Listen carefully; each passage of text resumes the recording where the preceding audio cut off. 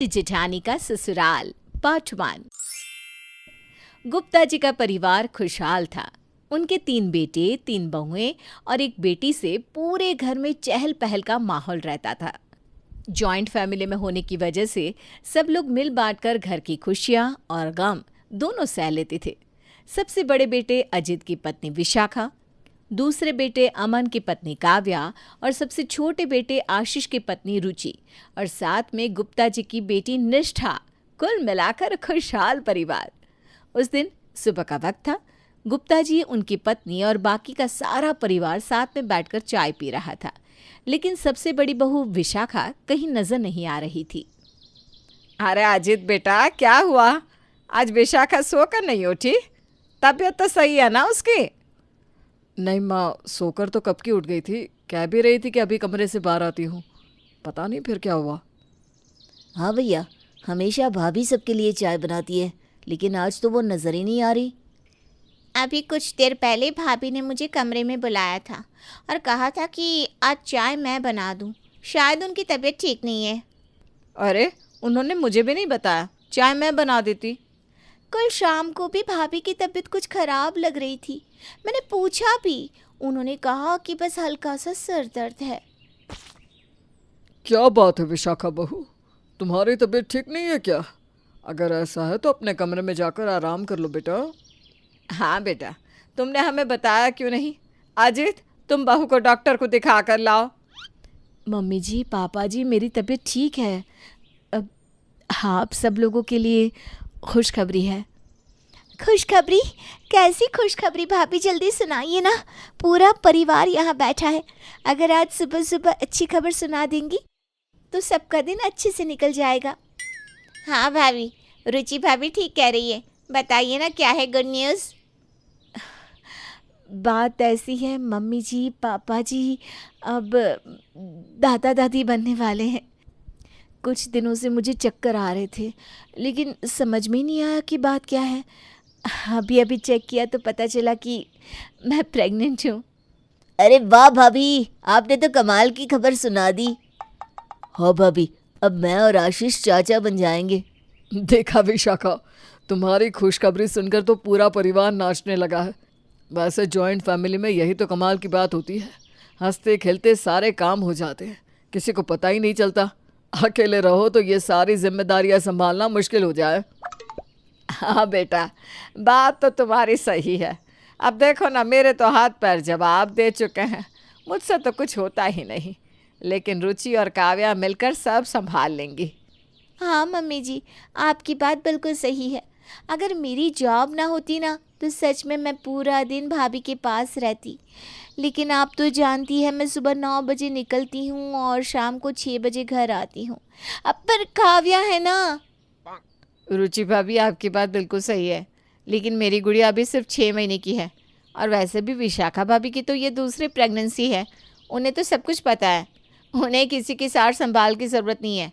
पर हाँ, अगर कभी भी ज़रूरत पड़ी तो मुझे पता है निष्ठा चुटकियों में सारे काम कर देगी। मैं ज़रूर करती। वैसे भी विशाखा भाभी मेरी बहुत फेवरेट है। लेकिन क्या है ना, कॉलेज का आखिरी साल है। अगर पढ़ाई पे ध्यान नहीं दिया तो हमेशा के लिए फेल होने का ठप्पा लग जाएगा। अरे, आप सब लोगों को परेशान होने की ज़रूरत नहीं है। मैं अपने काम खुद कर लूँगी। वैसे भी रुचि ने ठीक ही तो कहा, ये मेरी सेकंड प्रेगनेंसी है। मैं कोशिश करूँगी कि सब कुछ खुद से संभाल पाऊँ। कुछ दिनों के बाद, मम्मी, विशाखा की तबीयत कुछ ठीक नहीं है। वो कुछ खा भी नहीं रही और कमज़ोर भी लग रही है। आप बताइए ना, मैं क्या करूं? अरे बेटा, उसके लिए फ्रूट्स लिया। जब वो कुछ ना खा पाए ना तो फ्रूट्स खाना ही ठीक है। कम से कम इसी बहाने कुछ तो जाएगा उसके पेट में। ठीक है मम्मी, मैं विशाखा के लिए फ्रूट्स ले आता हूँ, आप उसे खिला देना। शाम के वक्त जब अजीत घर लौट कर आता है तो देखता है कि रुचि, निष्ठा और काव्या तीनों एक साथ बैठकर फ्रूट्स खा रहे थे। अरे निष्ठा, विशाखा कहाँ है?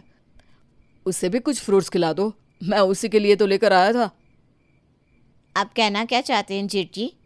आप ये फ्रूट्स विशाखा भाभी के लिए लाए तो क्या हम नहीं खा सकते? अरे नहीं नहीं, ऐसी बात नहीं है। देखो, माँ ने कहा था कि इस हालत में, मतलब कि प्रेगनेंसी में, विशाखा के लिए फल खाना अच्छा रहेगा। तुम लोग भी खाओ, लेकिन उसे भी तो बुला लो। हमने कहा था विशाखा भाभी से, लेकिन उन्होंने कहा कि उनका मन नहीं है। भैया, भाभी का तो आप बहुत ख्याल रखते हैं, थोड़ा ख्याल अपनी बहन का भी रख लिया करें।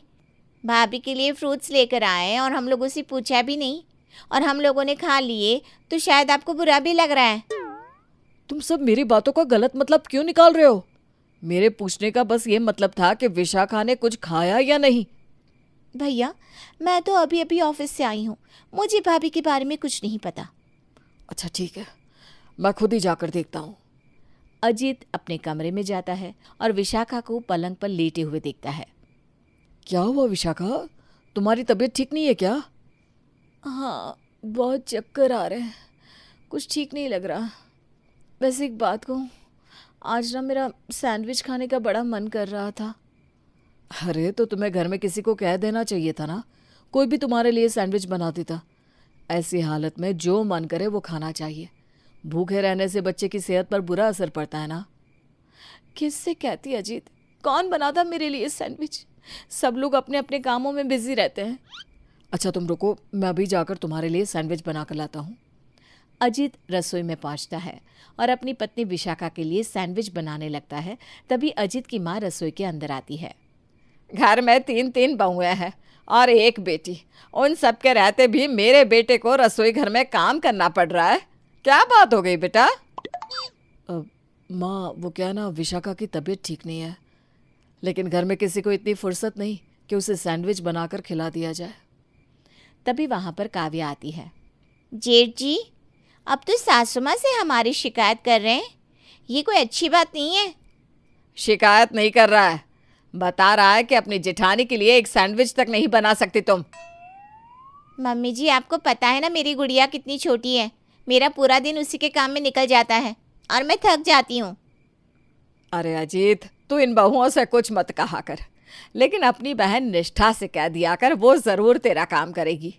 अरे माँ, वो तो खुद अपनी पढ़ाई का बहाना लिए बैठी है। तभी वहां पर निष्ठा आती है। भैया, मैं पढ़ाई का बहाना लेकर नहीं बैठी हूँ, मेरे कॉलेज का आखिरी साल है। अब क्या ये भी मुझे बताने की ज़रूरत है? हाँ, विशाखा भाभी की चिंता में आप कुछ ज़्यादा ही परेशान नहीं हो गए? अब तो आपको इस घर में किसी की फिक्र नहीं, सिवा विशाखा भाभी के। कुछ दिनों के बाद अरे माँ, वो मामा जी के बेटे की शादी है, उनके घर से कोई आया था, उन्होंने हम सबको शादी में बुलाया है। बहुत दिन हो गए किसी की शादी अटेंड नहीं की, मैं तो वहाँ पर ज़रूर जाऊँगा। आप ठीक कह रहे हैं, मैं भी ना ऑफिस में आज ही छुट्टी डाल देती हूँ, पूरे सप्ताह की छुट्टी लेकर चलेंगे हम वहाँ पर। हाँ भाभी, सही कह रही हैं आप। मैं तो अपनी गुड़िया की शॉपिंग आज से ही शुरू कर देती हूँ, उसके लिए ना खूब सारी ड्रेसेस लेकर आऊँगी। मेरी भी एग्ज़ाम्स अभी बहुत दूर है, वैसे भी मुझे तो शादी का बहुत टाइम से इंतज़ार था, मैं तो यहाँ पक्का जाने वाली हूँ। माँ लेकिन विशाखा की तबीयत ठीक नहीं है, वो तो शादी में नहीं आ पाएगी। हाँ बेटा, ऐसे हालत में ट्रैवल करना विशाखा के लिए ठीक भी नहीं होगा। अरे तो क्या हुआ अजीत, तुम तो यहाँ पर हो ना, तुम उसका ख्याल रखना और बाकी परिवार शादी में जाकर आ जाएगा। माँ मैं चाहता था कि आप यहीं पर रुक जाएं। आप तो जानती है ना, मेरे ऑफिस में इन दिनों बहुत काम है, कई बार घर आने में लेट हो जाता हूँ। अगर आप शादी में ना जाए तो विशाखा को मदद मिल जाएगी। माँ, क्या अजीत की माँ ने अपने बेटी की परेशानी को समझा और शादी में जाने से रुक गई? जानने के लिए देखिएगा इस कहानी का अगला भाग।